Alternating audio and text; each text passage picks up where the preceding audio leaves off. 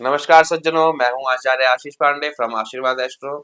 आज ये वीडियो सिंह राशि वालों के लिए, जो सिंह राशि वाले आज इनके साथ ये महीना फरवरी का कैसा जाने वाला है और क्या उनके पारिवारिक स्थिति रहने वाली है और क्या उनका जो बिजनेस है, जो उनकी जॉब है, उनके करियर में उच्च बदलाव आने को मिलेंगे या नहीं, और जो टेंशन्स हैं क्या वो कम होंगी भी या अपनी दुगनी तेजी से बढ़ती जाएंगी।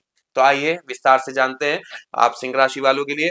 तो सिंह राशि वालों, सबसे पहले हम बात करेंगे आपके स्वास्थ्य की। स्वास्थ्य आपका थोड़ा सा डगमगा सकता है, जैसे पित्त जैसी, बीपी और मानसिक तनाव जैसी समस्याएं आपको देखने को मिलेंगी और इनसे आप थोड़ा सा बचने के लिए आप योग का प्रयोग कर सकते हैं। दूसरी बात करते हैं हम आपकी मैरिड लाइफ की।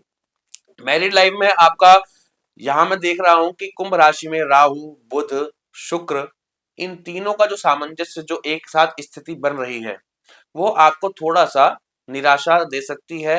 और वो भी सिर्फ इसी एंगल से निराशा देगी, कहीं आपके अंदर ईगो यानी कि अहंकार ना आ जाए।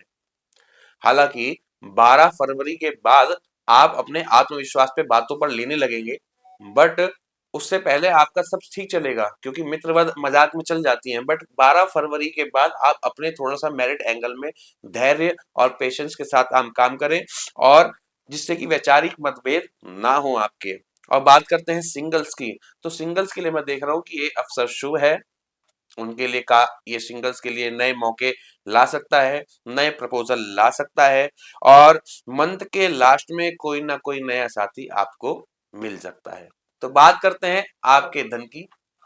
धन भाव पर आपके बुध स्वामी है और बुध आपने से छठे भाव में बैठे हैं, पर अपने मित्रों के संग बैठे हैं। तो यानी कि आपको धन लाभ तो होगा, बट आपको सावधानी और योजनाओं के साथ ही चलना आवश्यक है, जिससे कि आप परेशान ना हो। और ऐसा हो सकता है कि जहां आपने कहीं लोन ले रखा हो, तो उनका भी प्रेशर आपके ऊपर पड़े। तो ऐसे प्रेशर से बचने के लिए आप जो है शनि देव के उपाय कर सकते हैं। शनि देव के उपाय में आपको मैं बताऊंगा कि वहां पे आप भगवान शिव की आराधना, ओम नमः शिवाय का जाप कर सकते हैं। और या तो विशेष अगर आपको अच्छा उपाय चाहिए तो शनि की शांति या फिर रुद्राभिषेक जैसे आप पूजन करा सकते हैं। इससे आपको शनि की दृष्टि से बहुत लाभ मिलेगा। और सिर्फ यही नहीं, शनि के उपाय से आपको आपके अपने प्रोफेशन, कर्मठता में भी प्रॉफिट मिलेगा, और साथ ही साथ धन पर तो मिलेगा मिलेगा, और अपने प्रेम संबंधित विषयों में भी आपको बहुत राहत मिलेगी, जहां पर आपके कहीं टकराव ना हो। ठीक है। इसके बाद हम बात करते हैं आपकी इन्वेस्टमेंट्स की, कि आप इन्वेस्टमेंट्स कहाँ कर सकते हैं, कैसे कर सकते हैं। और विशेष कर तो मैं आपको बताऊंगा कि शेयर मार्केट से आप थोड़ा सा इस समय बचकर रहें, क्योंकि शेयर मार्केट में अगर आप इन्वेस्ट करते हैं तो किसी जरूर अच्छे सलाहकार की सलाह से लें, क्योंकि जो आपके भाग्य का स्वामी जो मंगल है, वो भले उच्च का बैठा है, बट वो बैठा 6th हाउस में है, जो कि एक अच्छी दृष्टि संकेत नहीं देता है। यहाँ पे थोड़ा सा छल आपके साथ हो सकता है, और इसलिए आपसे कहा जा रहा है कि आप शेयर मार्केट में अगर इन्वेस्ट करते हैं तो कुछ ना कुछ सोच और समझ कर ही करें, और इसमें कोई हैवी रिस्क आपको नहीं लेना है। दूसरी बात, हम बात करते हैं आपकी कुंडली में आपके जॉब की। तो जॉब का दबाव, काम का दबाव तो आपके ऊपर रहने वाला है, पर अपने जो लीडर्स हैं उनसे बहस ना करें। 12 फरवरी तक तो आपका कार्य बहुत अच्छा चलेगा, जिसमें आपको ऐसी कोई इतनी स्थिति का सामना ना करना पड़े। बट 12 फरवरी के बाद जो सूर्य जो 14 फरवरी तक में आ जाएंगे आपके कुंभ राशि में, तो वहां आपको थोड़ा सा इंट्रैक्शंस देखना पड़ेगा अंदर, उसमें आपने धैर्य रखना पड़ेगा, जिससे कि आपका जो जॉब का जो कार्य है उसमें कोई तनाव ना हो। और सहकर्मियों के साथ आपको तालमेल बिठाने की बहुत आवश्यकता रहने वाली है। और विशेषकर मैं आपको बताता हूं कि आपका प्रेम कैसा रहने वाला है। तो प्रेमियों के लिए मैं बताऊंगा कि शनि की दृष्टि जो जा रही है वो अशुभ है, क्योंकि वहां के स्वामी गुरु हैं और वहां पर शनि की दृष्टि जा रही है। तो इसलिए छोटे मोटे तनाव से आप बचकर रहें। और पॉजिटिवली बात आपके लिए ये है कि वही जब मैंने आपसे कहा कि लास्ट ऑफ द मंथ आपको नए साथी मिल सकते हैं, क्यों? क्योंकि जो साथ में जो गुरु हैं वो अपने ही भाव को स्वयं देख रहे हैं। ठीक है। तो इस वजह से आपको अच्छे रिजल्ट्स मिलेंगे, बट आप किसी कंफ्यूजन के चक्कर में, गलत फहमी के चक्कर में ना पड़े, शक ना करें तो ज्यादा अच्छा आपके लिए होने वाला है। और बात करते हैं बिजनेस वालों की, तो बिजनेस वालों का समय अच्छा चलेगा, अच्छा चलेगा और उनकी इन्वेस्टमेंट भी फलदायी होगी। अगर आप बिजनेस में इन्वेस्ट करना चाह रहे हैं, इन्वेस्टमेंट्स भी अच्छी होंगी क्योंकि शुक्र और बुध दोनों ही अच्छे बैठे हैं। पार्टनरशिप वालों के लिए ये टाइम अच्छा रहेगा फरवरी का। आप साझेदारी में कोई भी अगर आप काम करते हैं तो कर सकते हैं। और जो पार्टनरशिप में जो भ्रम होता है, यानी कि आपको कोई धोखा देने की कोशिश कर रहा है, तो उससे भी आप सावधान रहने की आवश्यकता है क्योंकि हर किसी को सही पार्टनरशिप नहीं मिल पाती। कोई ना कोई ऐसा भी जरूर आएगा कि जो आपको कहीं ना कहीं पीछे से धोखा देने की प्रयास करे। उसके लिए आप राहु, क्योंकि वहां पर राहु बैठा हुआ है, राहु विराजमान होते ही वहां पे कॉन्फ्लिक्ट और कंफ्यूजन भर देता है, तो इससे आप सावधान रहें। राहु के उपाय के लिए अभी मैंने आपको पिछले बार आपको सिंह राशि में भी, कर्क राशि में भी बताया था कि आप राहु के उपाय के लिए विशेष आप रुद्राभिषेक भगवान शिव का पूजन कर सकते हैं, जो कि बहुत उत्तम रहेगा। पक्षियों को सतनजा डाल सकते हैं शनिवार से स्टार्ट करके, बाकी रेगुलर आप डाल सकते हैं, जो कि बहुत शुभ रहने वाला है। और बात करते हैं आपके खर्चों की, तो खर्चे इस बार आपके होंगे क्योंकि मंगल की दृष्टि जा रही है, वो विनीच दृष्टि जा रही है। और आपको सावधान भी होना चाहिए कि कहीं आपको जेल और कोर्ट और कचहरी के चक्कर ना काटने पड़े, ऐसे कोई मामले आपको ना देखने को मिले। पैरों से संबंधित आप थोड़ा सा ध्यान रखें अपना, पैरों में दर्द, घुटनों में, जोड़ों में दर्द हो सकता है, इससे संबंधित आपको अच्छा रिजल्ट नहीं मिले। और विशेषकर आपको भगवान हनुमान जी की सेवा या पूजन करना चाहिए। हनुमान चालीसा का पाठ, सुंदरकांड के पाठ आपको विशेष करने चाहिए, जिससे कि आपका जो भाग्य है वो आपको सपोर्ट करते हुए आपके संग चले। और मंगल के लिए आप ये भी कर सकते हैं कि मंगलवार को गौ माता को गुड़ खिलाएं, और गुड़ भी सिर्फ सर्दियों में खिलाएं, ना कि गर्मियों में। ठीक है, तो इसी के साथ आपको और भी जानकारी अगर आप चाहते हैं तो आप नीचे दिए गए नंबरों पर संपर्क कर सकते हैं, अपॉइंटमेंट फिक्स कर सकते हैं, अपनी कुंडली का विश्लेषण करवा सकते हैं और लाभ भी उठा सकते हैं। और बात करते हैं अब दैनिक राशिफल की कि आपके पर डे कैसे चलने वाला है। तो पर डे के लिए हम बात करते हैं, 1 और 2 तारीख आपके लिए बिल्कुल भी सुटेबल नहीं रहने वाली है। इन तारीखों में आप सावधान रहें, कोई नए केस कचहरी कोर्ट वगैरह के चक्कर में ना पड़े, कोई फालतू खर्च आप ना करें। और 3 और 4 तारीख, और 3, 4, 5, 6, 7, 8, 9 ये तारीखें आपके लिए बहुत सुलभ रहेंगी और बहुत अच्छी रहने वाली है।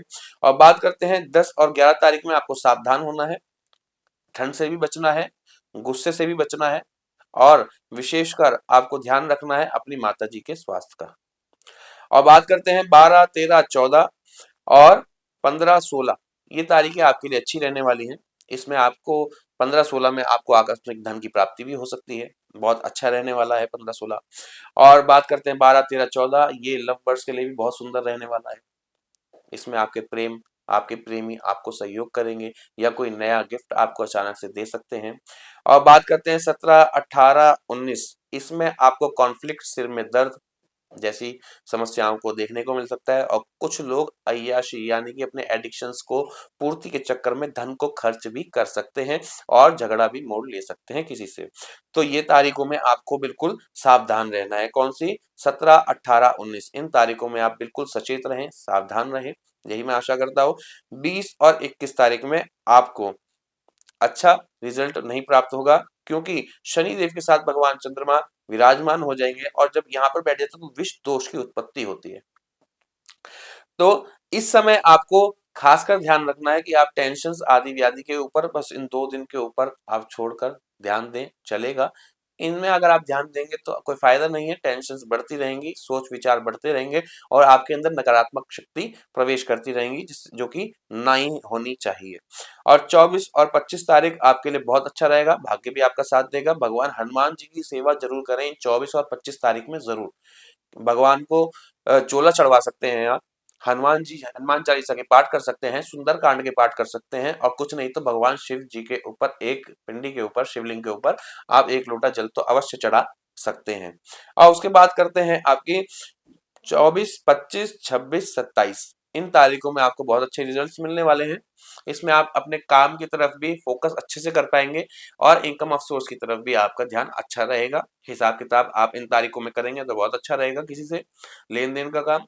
और इसमें आप आगे बढ़ते हैं तो 28 तारीख में अपने खर्चों पर ध्यान रखें और विशेषकर किसी फालतू पंगों में ना फंसे और खर्चों पर नियंत्रण करने की आवश्यकता पड़ेगी। अपने मन में उदासी और अपने स्वास्थ्य का भी ध्यान रखें, कहीं आप अपनी हानि ना कर दें। और विशेष बात मैं आपको ये बताता हूँ, जो बच्चे इस फरवरी में जो जन्म लेंगे, अधिकांश बच्चों के जो दांत होंगे वो आगे और पीछे यानी कि सीक्वेंस में लाइन टू लाइन नहीं होंगे, थोड़े आगे पीछे या ऊपर नीचे हो सकते हैं। तो इस बात का ध्यान रखें। अगर किसी बच्चों के जो आपके बच्चे हैं जो फरवरी में उत्पन्न हुए और उनके साथ अगर ऐसे ही लक्षण है तो आप जरूर कमेंट करके हमें बताइएगा और फिर हम उसका आपको उपाय भी जरूर बताएंगे। ठीक है, तो विशेषकर बात करते हैं कि अब आपको उपाय क्या क्या करने चाहिए। तो विशेष सबसे पहले तो आपको शनि के उपाय करने चाहिए जो कि आपको धन में, आपके करियर में, आपकी कर्मठता में शनि भगवान के लिए शनि देव के लिए आप ये उपाय कर सकते हैं। भगवान शिव जी की आराधना। ठीक है, शनिवार को आप काले कपड़े का, काले तिल का, काले जूते का, काले छाते का आप दान किसी ब्राह्मण को दे सकते हैं। और ब्राह्मण को तो खैर शनि का दान नहीं देना चाहिए, पर अगर कोई नहीं मिला तो आप ब्राह्मण को दे सकते हैं, इसमें कोई दो राय नहीं है। बट अगर कोई आपको दकौत मिल जाए, जो शनि मंदिर में जो पुजारी होते हैं उनको दे सकते हैं।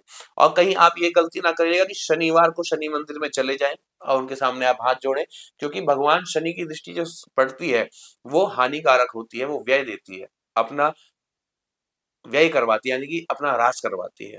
तो शनिदेव के मंदिर इसलिए ही नहीं जाना चाहिए क्योंकि हमारी शनि के ऊपर शनि की दृष्टि हम पर ना पड़े, हम शनि की दृष्टि से ही बचना चाहते हैं। ठीक है, तो इसलिए आप डकौत को बाहर बुला सकते हैं, जो वहां के पंडित जी होते हैं उनको आप दान करके लाभ उठा सकते हैं। और उसके बाद राहु आपके साथ क्लैशेस कहाँ उत्पन्न कर रहा है? आपकी पार्टनरशिप में, आपकी मैरिड लाइफ में कंफ्यूजन डाल सकता है, गलतफहमी उत्पन्न कर सकता है और साथ कर आपके साहस को, आपके पराक्रम को निराशा दे सकता है। और वहीं आपके लग्न में यानी कि आपके स्वास्थ्य को भी ढीला कर सकता है और जो आपकी आय है उनको रोकने में भी सक्षम राहु होगा। तो सबसे ज्यादा जो दिक्कत आपको देखने को मिलेगी वो अपनी इनकम ऑफ सोर्स और अपने स्वास्थ्य में गिरावट, ये राहु के कारण आपको देखने को मिलेगी। इसके लिए आपको एक उपाय करना चाहिए, भगवान शिव का रुद्राभिषेक। रुद्राभिषेक बहुत उत्तम, शिव जी की सर्वोत्तम पूजन कहा गया है। इससे करने से हमारे 9 में से कम 6 ग्रहों की शांति ऑटोमेटिकली होती रहती है। एक बार में तो सफलता नहीं मिलेगी, ये मैं निश्चित कहता हूँ, बट मनोकामना पूर्ति और इन ग्रहों की शांति के लिए रुद्राभिषेक से बेस्ट कुछ नहीं है, क्योंकि आप एक ही तीर से 6 निशाने लगा सकते हैं। दूसरा आपको राहु का उपाय बताते हैं कि शनिवार से लेकर कंटिन्यू कर दें आप सतनजा पक्षियों को, यानी कि पक्षियों को दाना डालें, पर अपनी छत के ऊपर नहीं, कहीं बाहर जाकर, ना किसी और की छत पे ऊपर, क्योंकि किसी और की छत के ऊपर आप दाना डालेंगे तो उसके ऊपर राहु का प्रभाव आना शुरू हो जाएगा। तो किसी का बुरा ना करें, पर अपने लाभ के लिए आप कहीं बाहर पार्क में या कहीं चौराहों पर आप डाल सकते हैं। बात करते हैं सूर्य की, क्योंकि सूर्य आपके सप्तम भाव में जो आ जाएंगे, जब कुंभ राशि में आ जाएंगे 14 तारीख के बाद, तो यहाँ से आपको समस्या देखने को मिलेगी अपने मैरिड लाइफ में, जहाँ की आपको अपने आत्मविश्वास या आत्मग्लानि महसूस ज्यादा होने लगेगी। उसके लिए आप भगवान सूर्य को डेली अर्घ दे सकते हैं। ओम गृणी नमः, ओम सूर्याय नमः, ओम आदित्याय नमः, भास्कराय नमः कहकर इन मंत्रों का उच्चारण करके आप भगवान सूर्य जी को 3 बार में डिवाइड कर जल दें। भगवान सूर्य की शांति होगी। और अगर आपके पिताजी हैं तो पिताजी की सेवा या पिताजी को कोई गिफ्ट आप करें तो भी सूर्य आपका उत्तम होगा।